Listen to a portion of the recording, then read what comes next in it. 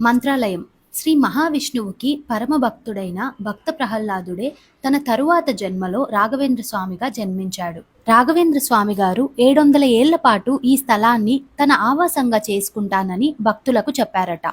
అందుకే రాఘవేంద్ర స్వామి ఇప్పటికీ ఇక్కడే ఉన్నాడని భక్తుల నమ్మకం. ఈ ఆలయానికి వచ్చేటప్పుడు మగవాళ్ళు షర్ట్ వేసుకోకూడదు, ఆడవాళ్ళైతే తప్పకుండా శారీ లేకపోతే పంజాబీ డ్రెస్ వేసుకోవాలి. వెస్ట్రన్ వేర్లో అలో చెయ్యరు.